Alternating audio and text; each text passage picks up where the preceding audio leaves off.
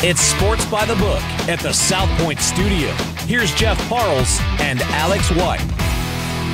2 for 2 here on the 1st of June. It's Sports by the Book here at the South Point Studio. I'm Jeff Parles. How about those Edmonton Oilers? And I'm Alex White. We'll get into that, and we have another hockey game I'm really looking forward to today. The Edmonton Oilers, a game away from making the Stanley Cup Finals after a thrashing of Dallas last night. We'll get into that a little bit later. Lou Finicaro joins us in 20 minutes, so 9:20 Pacific. Lou Finicaro will join us talking UFC. There is a big UFC card in New Jersey. Look at that, at the Rock in Newark. We'll also get his hockey thoughts. Again, he's been all over Florida. He's been all over Dallas. Dallas on the brink. Florida on the brink of making the Cup final. That's right. Which we'll get to. And a little bit of college baseball, maybe, with Lou. Yeah, that's right. Only 2 1 seeds losing yesterday. So a lot of chalk yesterday, at least seed-wise in college baseball. We'll get into that with Lou in a little bit. Slide it across the screen. Let it swoosh. Let it swoosh.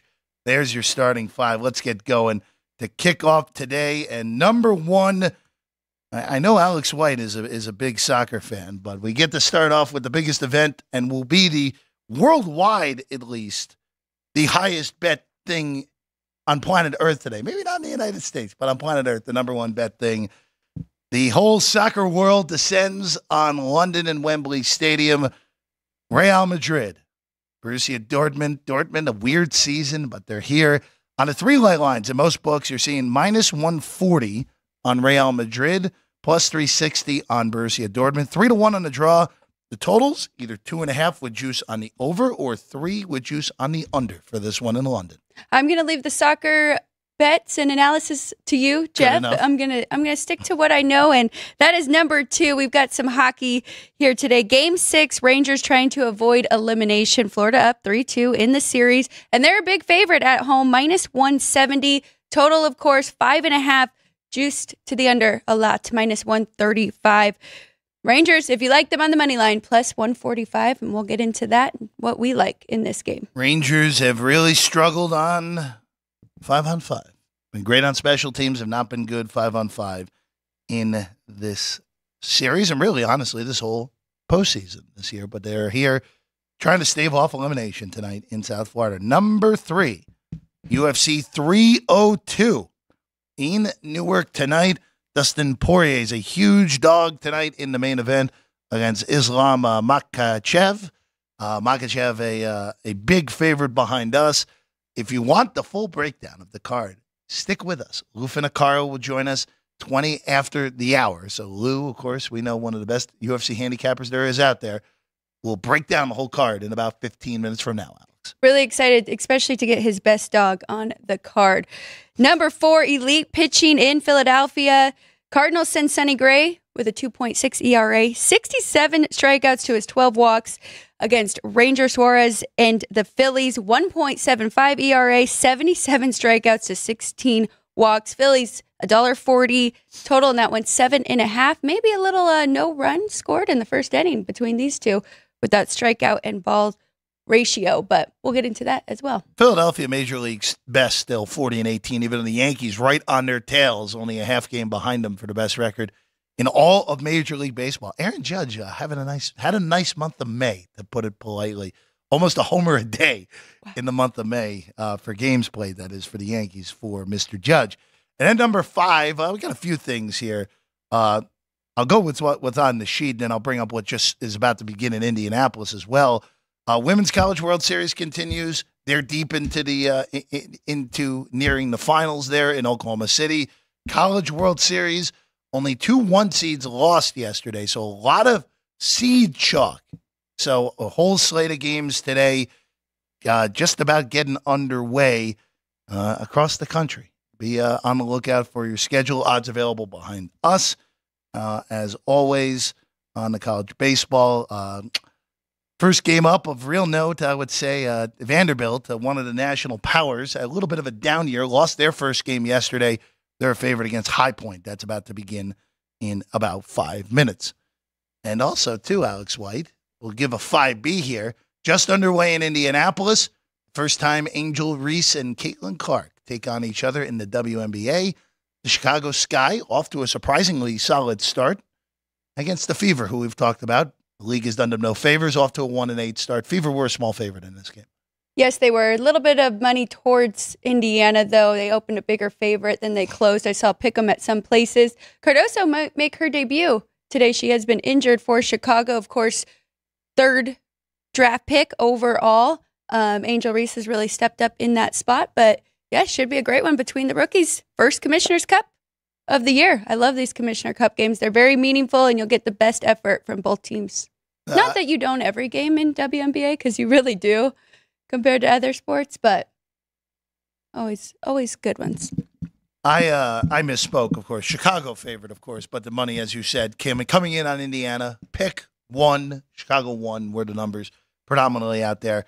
If we have any in-game angles, we'll let you know over the next hour. Also on the program today, we already mentioned Finicaro, a little less than 15 minutes from now. Vinny Magliulo will join us as well in his usual 9:40 spot.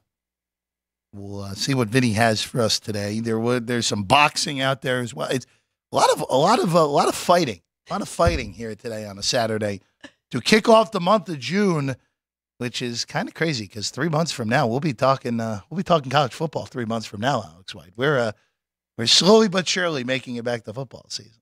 Yes, we are. A lot of baseball going on right now, though. Of course, college baseball and then minor leagues across the country. Aviators are still in action. A big night tonight out there. So they are tied in that series 2-2. And then, of course, MLB. So baseball season right now still, but 3 months away from football. Let's go to some hockey, though, because nothing says hockey like June. But here we are deep into the playoffs. As always, let's go back to last night first, and then we'll get our official plays for today, the Rangers and the Panthers. You know what? I was very impressed with what Edmonton did last night. Now, the question is, Alex, how much of that was a really bad game from Dallas, which I thought that was as bad of a game Dallas has played since early in that Vegas series, which honestly really only game 2 of that Vegas series, because game 1 they were arguably the better team, and even though they didn't win. Here you are, though. Edmonton, a franchise that hasn't been to the Cup Finals since the mid-2000s, a random 8 seed that magically got there before losing in 7 to Carolina. But here they are on the brink with all those goaltender problems early in the postseason. Stuart Skinner's been good in this series, and that has been enough to give them a 3-2 series lead. Right now, Edmonton for game 6 tomorrow night, -140 behind us. If you like Dallas to come back and win the series, +280. Very impressive from the Oilers. And I said they were going to have to play their game. It was going to be fast, high scoring, and it wasn't. I mean, they had a shutout going until the third period. So really honing in on their defense there. And like you said, Skinner has been really good. So we'll see. I think we do have some opportunity here, though, to take Dallas in game 6. I think we're going to go to game 7. So, I mean, yes, to take Dallas. Sorry, we have the wrong game up, so I got sidetracked there. But yeah, I mean, both of these series have been great, and I'm looking forward to who we have for the finals. So you do again, we're not on tomorrow, so we might as well give our plays for Sunday right now. You like Dallas tomorrow. I do. On the road to stave off elimination, force a game 7 on Tuesday in Big D. I do. I mean, road teams have done very well in the playoffs, not necessarily in round 1, but since then, I mean, they are winning out over the home team. So I think it's a great spot for the Stars. I think we see a better performance, but keep an eye out, check, and I need to dig into it. Is Ottinger 100%? Because that could throw it off a little bit. I just think last night, and there was, it was very contentious after the game. Peter DeBoer not happy with during his press conference. Hey, look, sometimes, and I forget who said the quote. I'll have to double check it, and we'll but it was from a Wyshynski article of sometimes when you're trying to be too perfect, it goes wrong, and that's kind of how Dallas looked last night. They were trying to the old cliche, playing not to lose. Right. Is you lose when you play not to lose. Correct. And that's kind of what it looked like from Dallas last night. And look, there are some things where Tanev is dealing with injury as well. We kind of need him to get 100% healthy as well for Dallas. But look, I was surprised at what we saw last night, and credit to Edmonton, a team that you and I have both gone on this whole postseason. Hey, Stuart Skinner's not good enough. Why are they going back to Skinner? Stuart Skinner's been pretty good, all things considered, in this series. So credit to Dallas. Plus 280 again. Would you, since you like Dallas here in this game, would you take a dabble of that plus 280, or would you just go game to game? I'd rather go game to game at this point. What are your thoughts for tomorrow's game? Because I know you're usually in the ballpark of the pressure, right? The pressure's all on Dallas now. They were supposed to win this. They are the better team. I don't know. It's a weird situation because whenever you have a Canadian team involved this deep into the postseason. Remember, 93 is the last time a Canadian team's won the Cup. That was the Canadiens. I was a week old the last time a Canadian team won the Cup. So I just don't know. Like, yeah, in theory, Dallas was the 1 seed. They were the best team in the Western Conference for the majority of the year. You're supposed to win this series if you're Dallas. But there's always just carrying the ledger of the Canadian teams. It's a special type of, I don't want to call it pressure, but it's a special type of thing to be carrying, especially with how bad these teams have been in the postseason over the last 30-plus years now. I would lean to Dallas, and I would lean to taking that plus 280 at this point on the series price. If this thing goes 7, I'd like Dallas to win Game 7. And quite frankly, I don't mind if you want to take a shot on Dallas to win the Cup. Because if they get out of this series, I do think with the way the Rangers have played in this postseason, I would take Dallas in the series over them. And Florida and Dallas, what would you even make that series? I guess Florida would have to be the smallest of favorites. But I don't know about that because in that scenario, Dallas at 113 points in the regular season, Florida at 110, Dallas is home ice. Even though Florida, I think, is playing better hockey and playing the best hockey of the 4 remaining teams, if Dallas is home ice, I don't know if you can make Florida a favorite like they were without home ice against the Rangers. I think that's probably just got to be the classic flip. Right. Minus 110, both sides, minus 105, depending on what the book does. I do too. And right now I do have all 3 teams slightly higher than Dallas. But right now, I mean, these are all so tight. I have the Rangers and Florida exactly the same away, and then about 6 cents higher at home for both of them. So, and then Dallas falls slightly under that. So you're right. I think it would be about a flip either side. Yeah, maybe Dallas a small favorite if they got out of this series. And I wouldn't be shocked if some books make Florida a small favorite if that were to be the series. I know even if the Rangers somehow get through, even with home ice, they're going to be a dog against Dallas. I know that. I would make them a favorite against Edmonton, but I don't know what that line would end up being if we end up getting that. All right, to tonight though. Let's go to tonight. The whole Ranger talk might be irrelevant in about 12 hours from now. The blue shirts in a 3-2 hole. Alex, they've been bad 5-on-5 in this series. They've really only controlled the series, went on special teams.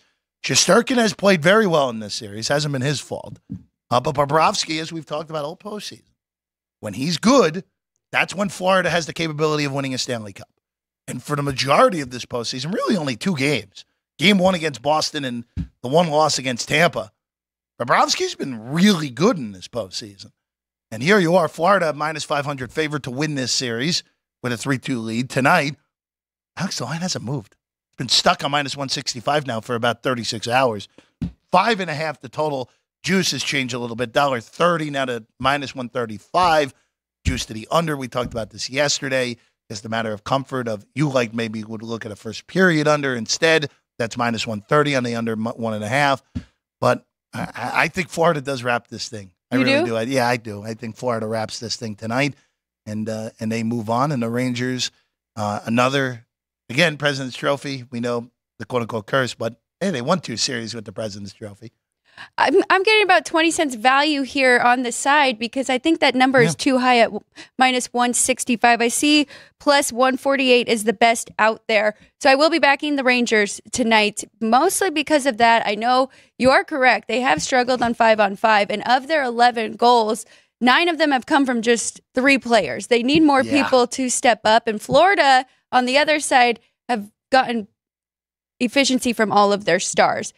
We're going to see the best performance from New York tonight, their best effort, backs against the wall. Don't want to go home just yet. I mean, they've had a great year. I think there's value there with that plus Plus 145 here at South Point. Even. Well, and I also think, too, the health of Sam Bennett, which was a question throughout, forget just this postseason, the whole year, basically, and even dating back to last year in the postseason when after the Cup final, we found out that basically the whole Panther roster was injured by the time that series ended against VGK.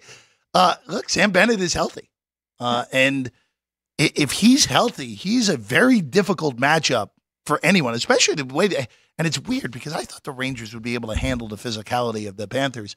And for the majority of the series, they have not handled it well. Now, look, they didn't lose in 5. There's an argument that they should have lost game 3 and this series should already be done.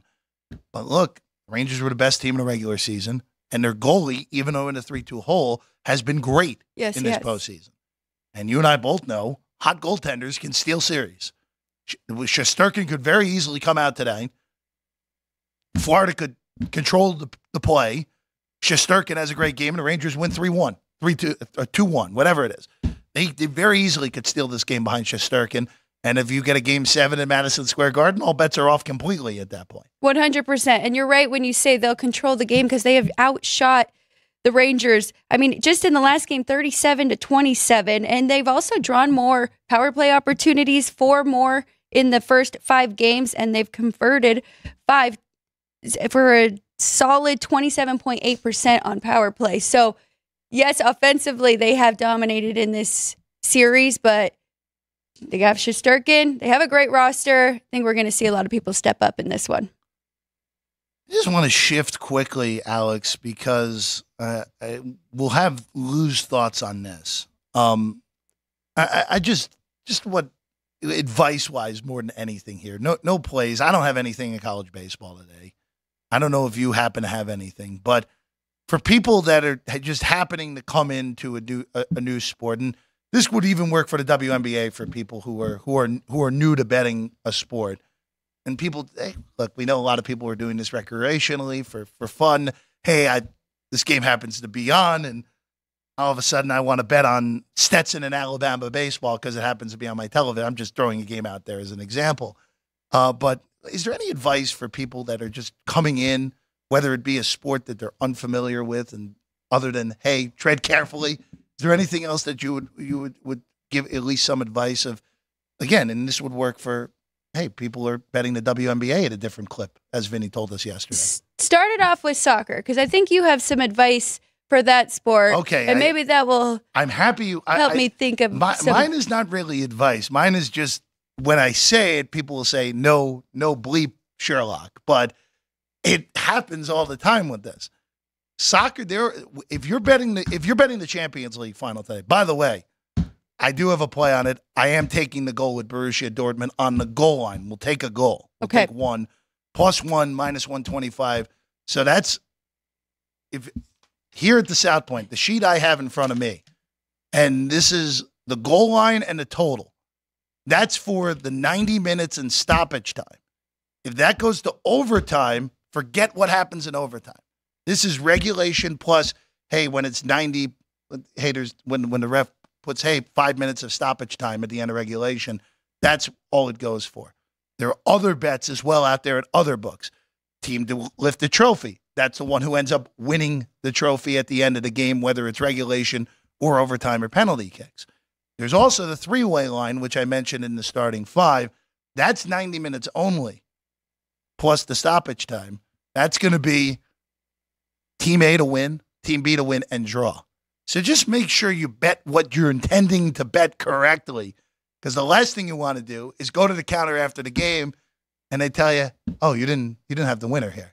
You want to know what you're betting before you're going in. And for soccer, and this is important in this month going forward, because we have a Copa here in the CONCACAF coming up in the summer. We have the Euros, which is a big deal coming up 2 weeks from yesterday when that starts in Germany. Make sure you're betting the right thing. In soccer, and again, there are going to be a lot of people, and this happens every World Cup as well, Alex. People that normally don't bet soccer are going to be betting soccer in the next month. So just make sure you're betting the right thing. That's all. I think you broke that down perfectly. So if it says draw on there, that's only till regulation. Yes. If that's one of the options, then just know if you pick one of the teams and they win. I'll throw this out there. Check your house rules as always. Mine was a generality for the most part, and how most of the books look here in Vegas and work here in Vegas and work nationwide. But as always, check your house rules, because every once in a while you may get something that's not traditional. But as always, with it, check your house rules. But that's the basis of what most house rules are and most bets are for soccer here over the next, well, all the time, but especially people who aren't normally betting it are flying in the next month. Very good. And I don't bet soccer either, so that was very helpful for even me. By the way, Alex, quickly here before we take a break and bring in our friend Lou Finicaro, right now the Fever actually have a 5-point lead in this, but the pace is slow. Pace is slow, and there's only 29 points with a minute to go in the first half. So it would be a normal circumstance to say, hey, if the pace is good, look to bet this thing over. But I don't like this pace right now. I don't know. I think there's still an opportunity. All right, 160.5 right now, the live number. These two are going to play till the very end. I don't think you were here, Jeff. I had the worst beat ever. I had under 166.5 with Indiana and the LA Sparks. It was 158 with 30 seconds to go, and I lost that bet. So there will be fouling. I think this is going to be a tight enough game where they will play till the end, and you'll get some points there at the end just from foul shots. We'll take a quick break. When we get back, Lou Finicaro will join us. Hockey thoughts, UFC 302, and maybe even working some college baseball as well. Lou Finicaro joins us next. Sports by the Book, South Point Studio. South Point offers all the types of entertainment you'd expect at a first-class Las Vegas resort. Did you know our 400-seat showroom is one of Las Vegas's top destinations for live entertainment? Enjoy live performances by classic Vegas entertainers, bands, and today's hottest comedians, plus a rock and dance floor. You can also enjoy live entertainment at the Grandview Lounge, where you'll feel all the vibes of old Las Vegas. Enjoy the music, and if you love to laugh, don't miss The Dirty at 12:30, our very own free comedy show, every Friday night at 12:30 a.m. in the Grandview Lounge. The Dirty is 100% free, so arrive early. Go to southpointcasino.com or call the box office at 77136 for today's performances at the showroom and the Grandview Lounge. When you're ready for your favorite cocktail, stop in and unwind at one of our 7 specialty lounges. There's a bar around every corner, because you're in Vegas, baby. South Point Casino has plenty of attractions for the whole family. Catch a movie. Our 16-screen movie theater includes 2 XD Extreme screens for the ultimate in viewing, sound, and luxury. After the show, treat the family to a variety of treats at our old-fashioned ice cream parlor, Kate's Corner. We scoop up a variety of creamy concoctions, including smoothies, hand-dipped cones, milkshakes, malts, sodas, and sundaes. At Kate's, there's something for everyone. And if you've still got time to spare, our bowling center might be right up your alley. Voted Best of Las Vegas, it's a great place for friends and family fun. 64 lanes, a pro shop, snack bar, and arcade. And while the kids are bowling, you can play slots and sip on a drink in the Alley Cat Lounge while overlooking the lanes. For our more serious and professional bowlers, the South Point is also home to a separate tournament bowling plaza.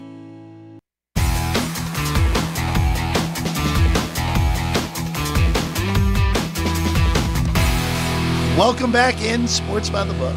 She's Alex White. I'm Jeff Parles. Family Matters in the corner. Good work as always. Your dog and Ann. Great job getting us on the air and at least attempting to keep me in line. You're always in line, Alex. Who knows? Now joining us, we love talking to him. Our good friend Lou Finicaro with us right now. Gamblou on Twitter, gamblou.com as well. Lou, good morning.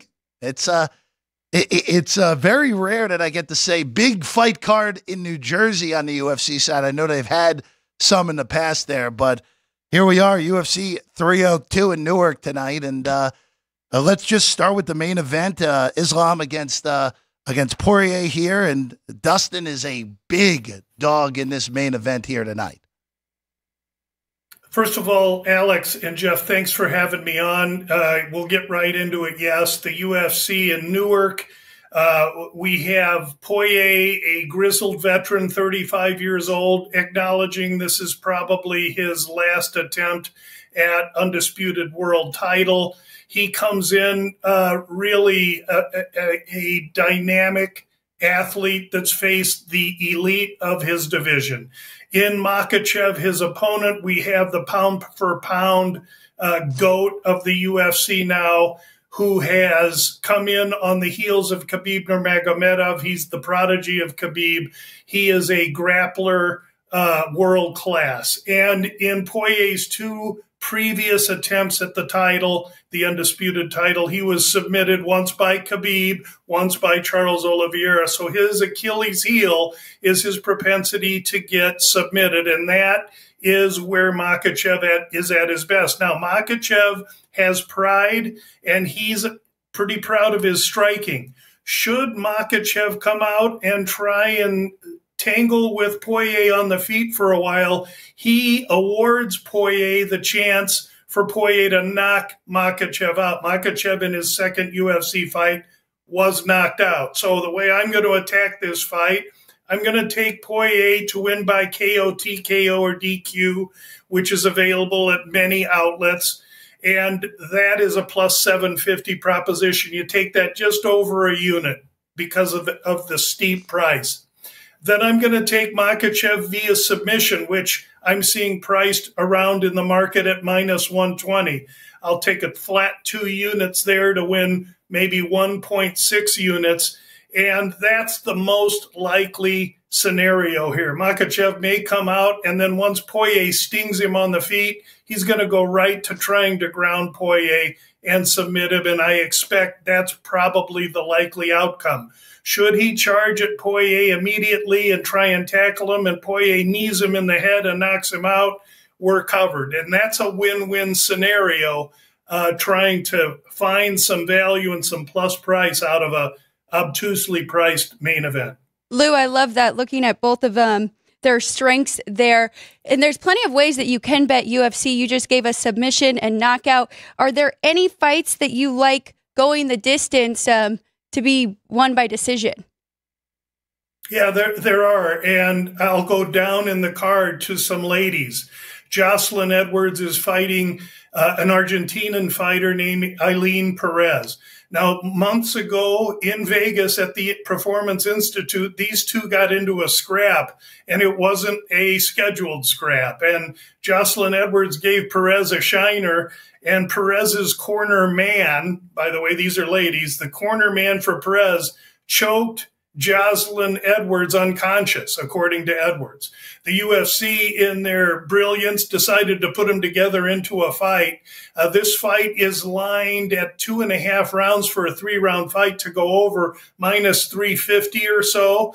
And in this one, I like Edwards, the dog. She's longer, taller, much larger lady. She's just going to have to keep this fight standing. And you can get a plus 270 or so Edwards via decision against Eileen Perez. That is one of the earlier fights of the day, 3:30 Pacific, at least the listed start time, 6:30 local there in Newark, New Jersey on Edwards and Perez. Going to the co-main real quick here. Sean Strickland, a favorite against Paulo Costa. This is one of those, again, 5-round fight, 4.5 on the rounds, juiced to the under. But that is the only one. Again, some of these fights are 3, some of these fights are 5. The only 4.5 on the board here for a round total here, Lou. Yeah, and on that main card, it's a pretty chalky card. And, you know, I love to try and find dogs. In this one, the way to find a dog, I think, is to go Strickland via decision. He's the much more pedigreed fighter. Costa has been very inactive. He's hard to put a finger on because one fight, he's drinking a bottle of wine before a world title fight, and he shows up and gets knocked out against Adesanya. The next fight, he looks pretty decent, but he doesn't fight enough. He's got the wild, flamboyant capoeira style, so he could kick Strickland in the temple with a with a spinning heel, but that's basically his only approach. Strickland, meanwhile, can grapple. He's longer, he's taller, he's younger. They're in a big cage. And while Strickland packs very little power, he accrues his damage through volume. Strickland decision is how I would read this fight. And that 4.5 is indicative to the lack of Strickland power, but his volume. Lou, so far we have Jocelyn Edwards as one of your dogs that you like. Is there another live dog here, or is there a favorite that is your best bet? Yeah, I would say my best bet for the card outside of a dog, Jocelyn Edwards, is still on the main card. Randy Brown fights Elizeu Zaleski dos Santos, a Brazilian shipping in. Randy Brown, a Jamaican fighter, but he trains in Queens. He's going to have his people there. He doesn't have to travel in, again, the large 30-foot cage. This isn't the small cage at the apex.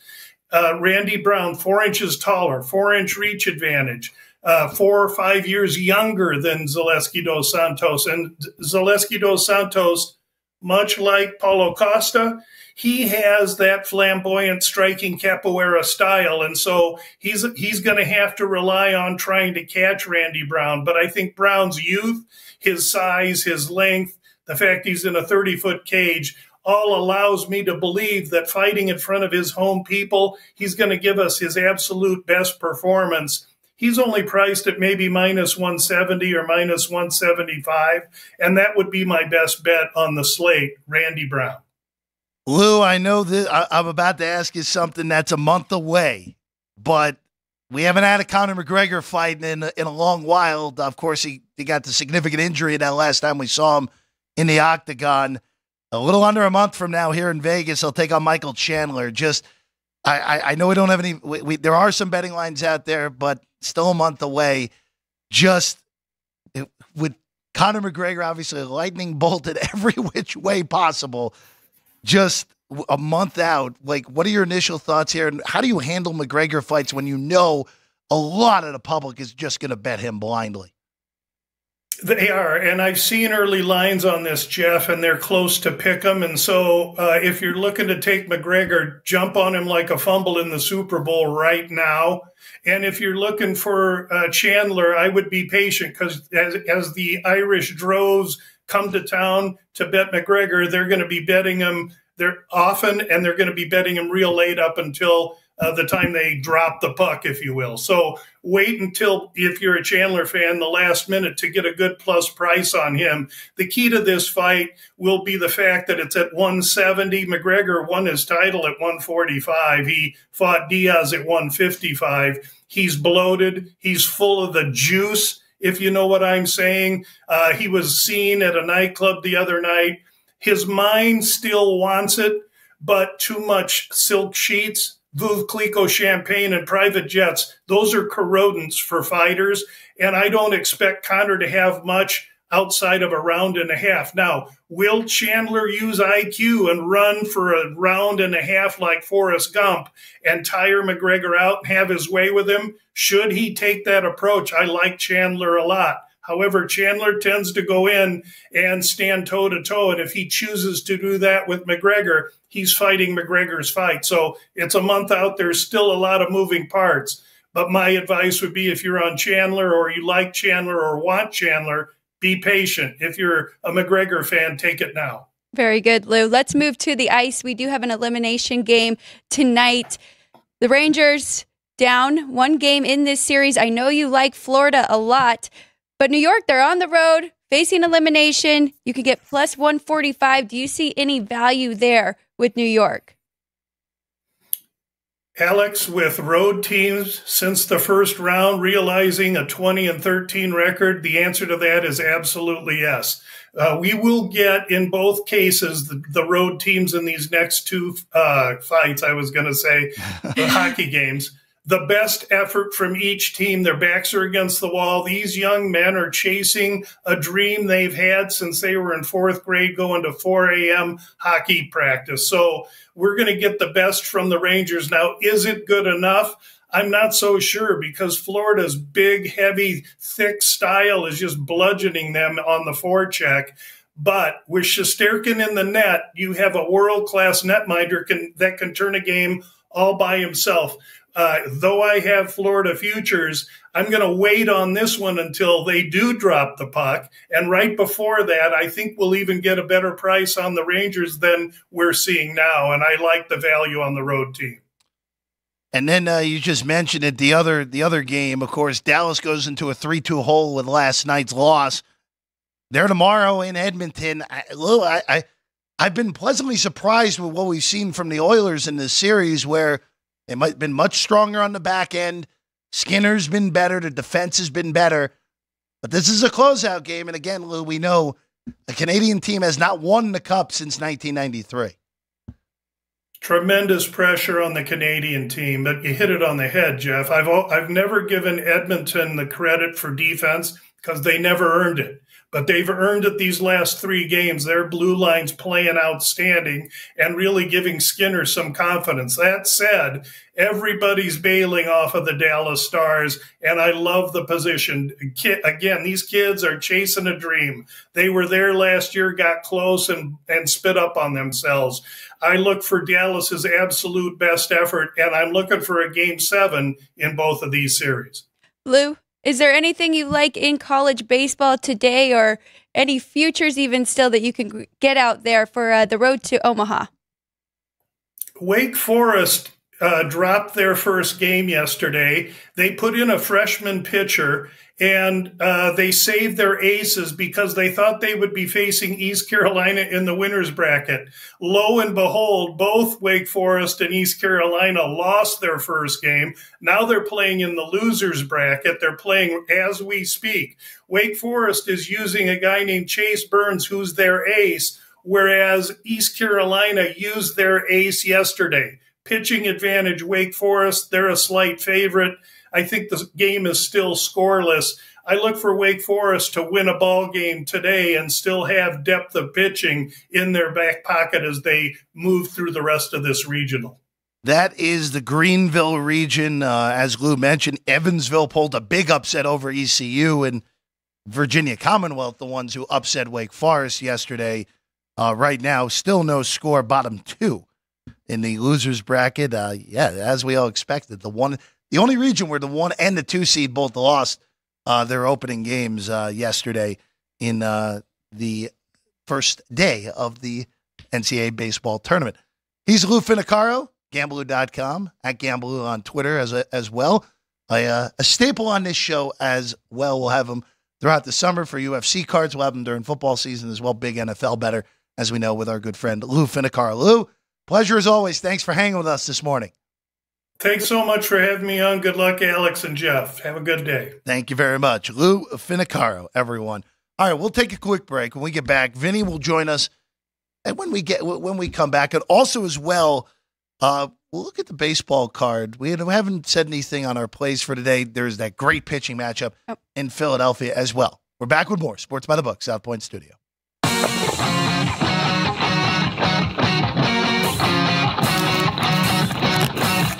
Once you've satisfied your hunger, get ready for more of the hottest casino games in Vegas.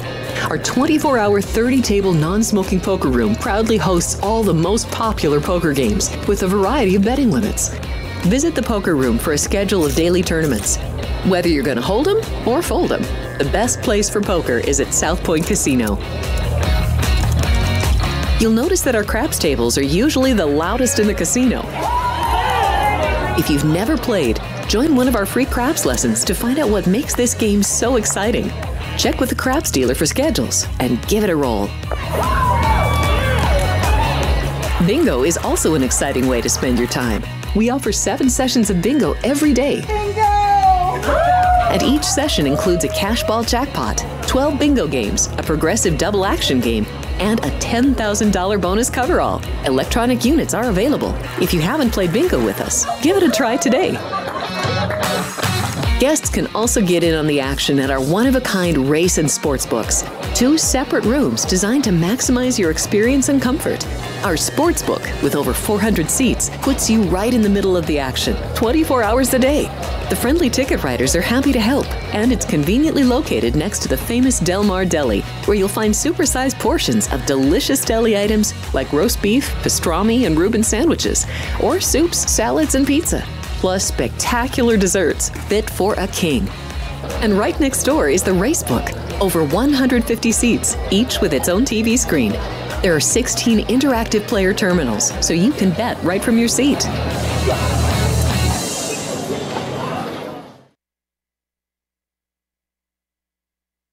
If you're celebrating a special occasion or just love fine dining, you're in the right place. Come experience the crown jewel of South Point restaurants, Michael's Gourmet Room. Welcome. With over 600 different types of wines and magnificent dishes prepared tableside, you'll revel in the rich classic Vegas decor and the best black tie service in the world. This intimate gourmet room has earned accolades galore. Come to Michael's Gourmet Room for an unforgettable dining experience. Another famous restaurant is the Silverado Steakhouse, where you'll find the charm and service that discerning patrons require. From top quality steaks and chops to fresh seafood and desserts, you'll love the award-winning wine list and menu at Silverado Steakhouse. Steak lovers have even more options with primarily prime rib. Catering to hearty appetites, the menu features a variety of flavorful prime rib cuts, dry aged to ensure tenderness, and then seasoned and slowly roasted. Although prime rib is our specialty, it's not the only thing on the menu. There's something for everyone. And if you're craving a taste of Italy, come experience delicious Italian cuisine and the attentive service at Don Vito's. Our culinary team starts with the freshest ingredients and transforms them into traditional favorites. And don't forget Italian desserts. Don Vito's. Savor the taste of Italy. Finally, if sushi is more your style, join us at the popular Zenshin Asian restaurant and sushi bar, where we're serving up the freshest sashimi, nigiri, and sushi rolls. And beyond the sushi, an exciting contemporary Asian cuisine menu, plus a variety of specialty drinks, Japanese and domestic beer, wine, and sake. Balance your hunger with Zenshin.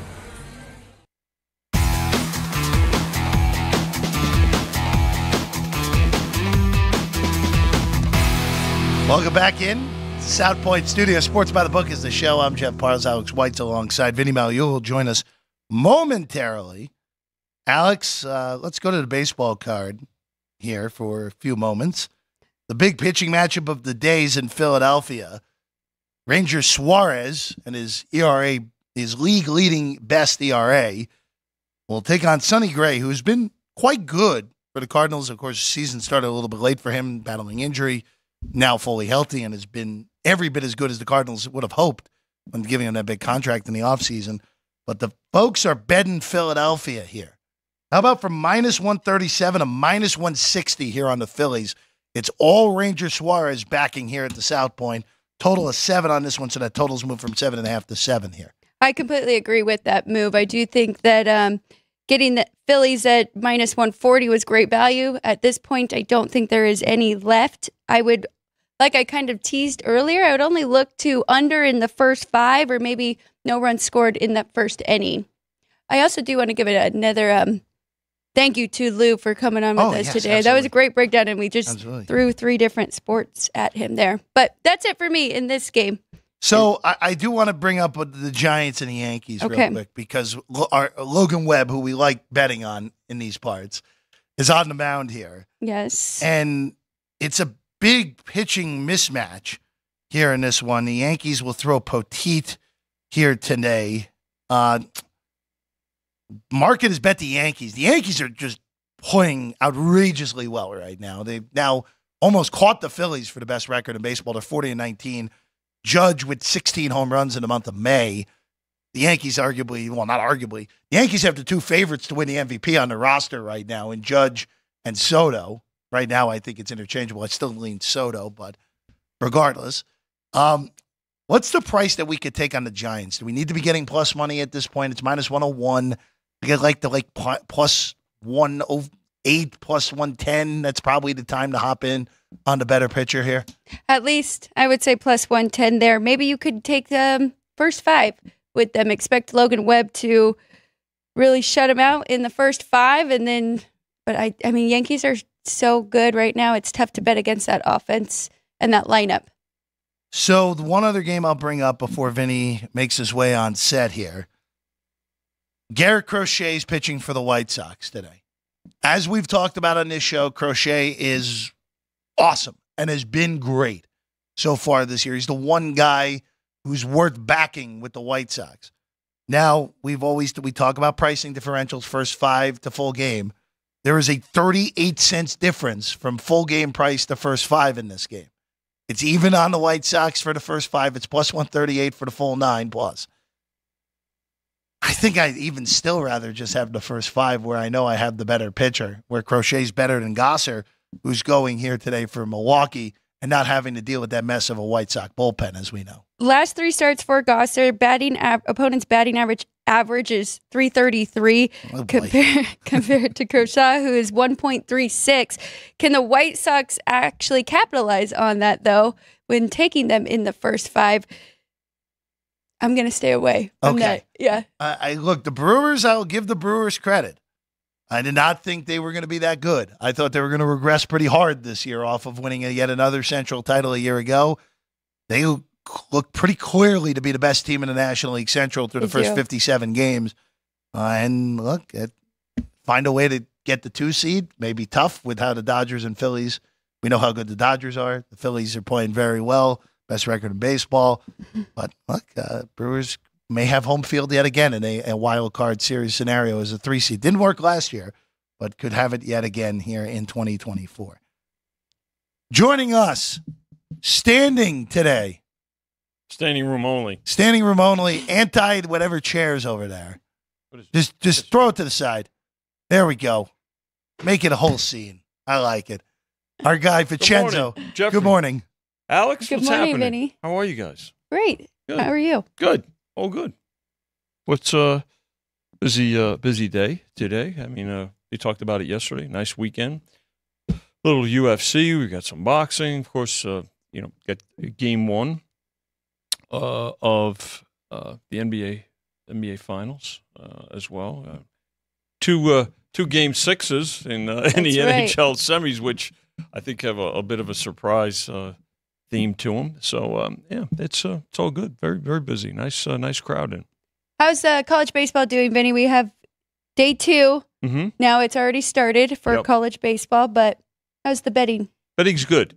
And you know what, Alex? We talked about it a bit yesterday. The fact that these are day games, mostly, right? I mean, they run all day, particularly this early in the championship rounds of things. So they're day games with college, or day games in MLB as well. So when you have a nice spread, a variety of the sports, but you've got them spread out to where they're all day and into the from the morning till the afternoon and into the evening, you can't beat it. It's just a nice way to go. Well, and we've talked about this again. Now we're in June. These June and July days in the past usually would be, not to steal the baseball term, but the dog days, basically, for bettors. This is what it is. Getting ready. Everyone's doing their football prep. Of course, preseason football, which sharp bettors love betting, comes in August before, obviously, the college and pro seasons begin in late August, early September.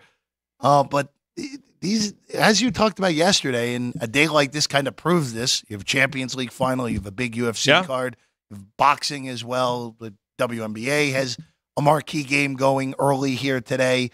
It's not your old school dog days anymore. No, I mean, there was a time when, let's face it, and by now, the NBA and the NHL finals were over. Right. They would be done in earlier or maybe mid-May, and all you had was baseball. I mean, you had if the Cubs were at home, you had some day game. You had some day baseball, and then some matinees and things like that. But the fact now that sports, and it's all related, sports with television contracts where people can tune in at any time, and now the expansion of sports wagering to over 40 jurisdictions nationally, and of course into Canada, and there's legal sports wagering in Mexico. It's mainstream, and it's part of the sports experience and part of the sports fabric. So when you've got all those factors coming together, and you've got an expanded betting menu with that exposure, it bodes well for the folks on the other side of the counter that have choices. And of course, from our perspective, it's like adding slot machines and more table games to the sports side of life. I mean, let's face it. If you look to the way gaming is evolving, there are more options. You can go to a 21 table, a blackjack game right now, and there are a lot more options on the game. The dice layouts have added proposition bets and everything like that. So, we started to take a page out of that earlier in my career when we started adding more prop bets and things like that, and more ways to bet on the games.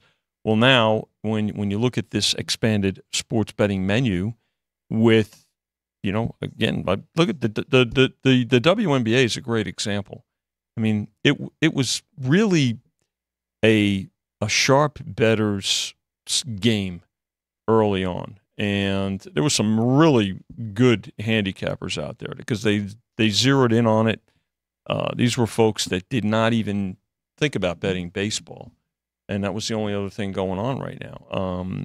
But they did well. But now you've got such an appeal with the WNBA. Again, I think it's really accentuated by a couple of factors. This great rookie class that the league has. Again, more exposure. You've got a game on today, so there'll be the games are spread out nicely. Oh, and by the way, here in Las Vegas, we've got the two-time defending champion Aces. So you put all those factors together, and it really it's nice for both sides of the counter. I want to get your thoughts on hockey. You said some surprises, and there really have been. Now the Rangers on the road, going to Florida, pretty big underdog here, trying to avoid elimination. What do you think? You think the Rangers can force a Game 7? Alex, they're good enough to do it, but I think that they've got to beat this team twice now, right? And I think that's a tall order, given the fact that Florida, they're by far the best forechecking team in the league. They're just relentless, and they don't give the Rangers an opportunity to breathe, to get out of their zone. They win. I think they're physically stronger too. When you look at the battles along the boards, what's happening? When you got players like Bennett who just muscle the Zibanejevs of the world off the puck, so clearly, it's a close series. Can the Rangers win these next two games? Absolutely. They had the best record. They had the most points in the NHL during the course of the season because they're good. But Florida's not. Everybody says that, their big guns have to get going. Well, Florida's not allowed that, so you have to credit the Panthers for that. And Bobrovsky's been every bit as good as Shesterkin, or better in some stretches. So I think it's going to be a tall order for the Rangers. And again, we saw last night. When you look at Edmonton, they're flying all over the ice. Very impressive. I'm starting to wonder if, and Tanev did play. We talked about Tanev being a big factor, but was he 100%? No, who's 100% now? He wasn't effective. But the thing about it is, you've got to give Edmonton credit, honestly, for the way they have just actually and defended well too. Let's face it. I'm starting to wonder if Dallas is a bit worn down. When you think about it, here's a team where they were up 2-1, and they were up 2-0 in that Game 4 in Edmonton, and then before you knew it, it was 4-2 Edmonton in Game 4. Of course, they won that game, and then they won last night. They were pretty dominant last night. So I think that's it is a difficult task before both the Rangers and the Stars. The thing that's also confounding, I think, about the Stars is, yes, they have the best road record in the league. They're awful at home. You can't have a losing record at home in the playoffs, right? And expect to continue to advance and win the cup. So that's. But again, I think you have to start with crediting the Oilers and the job they've done. It's of all the things that have happened, at least late in both of the, well, Dallas really hammering Minnesota was surprising on the NBA side, at least to me. Their argument, in retrospect, probably should have been seen. Maybe Minnesota used all of their gas to beat Denver. Didn't have much left in the tank. A team that hadn't been that deep in the postseason against Kyrie Irving, who's an NBA champion, Luka Doncic, who was in the West Final just 2 years ago. Maybe that was one I missed, but the fact that Edmonton has been able to flip this series on a head, where after Game 3 it looked like, okay, Dallas had the one bad game in Game 1, and now they are in total control of this series because their back end looks like the Dallas Stars again. And now in the Edmonton back end last night, forget that Edmonton was flying all over the place. Edmonton's back end was awesome last night.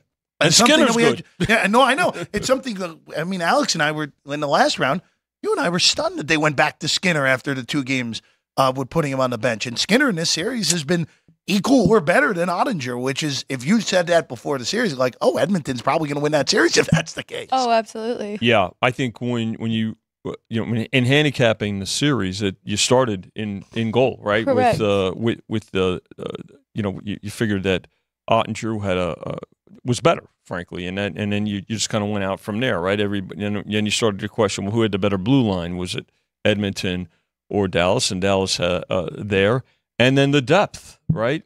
Particularly up front, and everything pointed to the Stars. But again, you've got to give credit to where it's it's due, and that is with the Oilers and what they've done. A disastrous start to the season. They make the coaching change. Yep.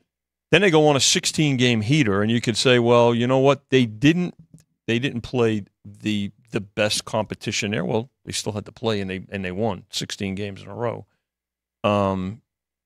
But the fact of the matter is, they're good, and they're good enough they didn't get here by accident, and they're not in a position now to win the Western Conference by accident. They've shown a lot of character too when again being down 2-1 and being down 2-0 in that Game 4 and the way they came back. So look, now again, that's not to say that Dallas and the Rangers can't win the next 2 games in their respective series, but the way Edmonton and the Panthers are playing, I think that's going to be a real difficult task for both of those teams. Yeah, I still give Dallas a better shot. Well, they're on the road. Yeah, both teams will have to win a 6 road game and then 7 at home. Yeah, I just give Dallas the better shot, and Alex, you and I have talked about this all the way through with Florida, where, and credit to Lou, he said this 4.5 months ago, where being strong on the back end is what has made Florida good. And the Rangers have struggled with their physicality the whole series, and the Panthers have their best health they've had probably in 20 months, to be totally honest. But again, it would be an Edmonton, Florida Stanley Cup final would be a very bizarre matchup that would produce a heck of a series. I think it'd be higher scoring. It would definitely be higher scoring. I agree with that for sure. Two contrasting styles. I think that it would be entertaining. That's for sure. I mean, people love points. If it is higher scoring, people love offense. Come on, people like defense, Vinny. Come on. Yeah, I told you they may chant it, but they don't mean it because they bet the overs. But the prices of the games tell you too. To your point, Jeff, about who's got the better chance. Right? I mean, there's 25-30 cent difference in price in the home teams, right? 65 to 70 on the Panthers, and about $1.40 on consensus on the Oilers. So yes, the price tells you which of the 2 teams down 2-3 have the chance. But again, just look at these last couple of games by both the Panthers and the Oilers. I think that's the eye test. You can't ignore what's taking place in those games. I will say this before we go, Vinny, because of course we're off tomorrow, Monday. Mm-hmm. We're back Tuesday. Race day Las Vegas tomorrow, normal time, Yep. 7 in the morning. Ralph Sirocco gets you ready for everything going on across the country in horse racing. Some guy named Frank wanders into the studio and does a show from noon to 1, Monday through Friday. That's Punchlines. Frank Nicotero, Ryan McCormick, and Cast of Thousands gets that show ready to go. Alex is on with Frank Wednesday and Friday. I'm on with Frank on Thursdays. But Vinny, just before we get out of here today, I do want to ask you about the NBA Finals because we have a long gap between Dallas completing that series against Minnesota till they started on the 6th, which I don't know why they decided to start it so late, but regardless, it's a different argument for a different time. How does that impact the series betting when we have such a long gap from the completion of both series to the actual finals starting? Not a dramatic impact at all. Okay. Because you know what, day of, that's when the money's going to come in. That's when people are going to know. It's going to be the highlight of the betting menu too. So especially in the case of the NBA Finals, and now you've got a couple of Game 6s. So whenever those games do come up, will there be as much advanced wagering on them? No, but once it's game day, we're not going to miss any end. I'm sure on the game day. Look, we know how it operates. Even in football, it still operates where the majority of the money's coming in on the day of the game. Again, it's so. I know we didn't have that big of a gap last year because Miami and Boston went the distance in the East Final, right? But we have seen this in the past at times where both of the conference finals just go 4 or 5 games and then we sit on our hands for 5 days. I think the other part is this, though. Remember this, too. In the case of the NBA Finals, right, you have a traditional powerhouse, right, in the Celtics, right? I mean, you go back decades, right? So, and they were the number 1 seed in terms of the East the last couple of seasons. A lot of interest during the course of the regular season. They have a tremendous following. And then you got Dallas, who I think is the best player in the league this year. I mean, when you look at it with Luka Doncic, so I think what we're not going to be missing any handle by virtue of the way the series were spread, the finals were spread out from the Western and Eastern Conference Finals. Luka's definitely done things in the postseason we haven't seen in quite some time. Oh my goodness. Then he's trying to give Joker run for his money to be the best in the league. I'll tell you what, definitely. he's like a point guard too. I mean, when complete you think player. about it, I mean, he's amazing. He's the best, I think, right now. Vinny, pleasure as always. Good to be with you. We'll both. see you next week, Alex. Enjoy your weekend. Thank I know you. You'll don't melt up at the ballpark over the next few days since Lots of sunscreen. Since the weather has turned for the devil's soul over the last few days, to say the least. It's only going to get worse. I'll say that on Vegas weather. But hey, we love it. We love it. That's what we get here in summer in Vegas. Thank you, Drew Dog. Thank you, and as always for keeping us in line, getting us on the air. I'm Jeff Parles. We'll see you again on Tuesday at 9 a.m. on this show.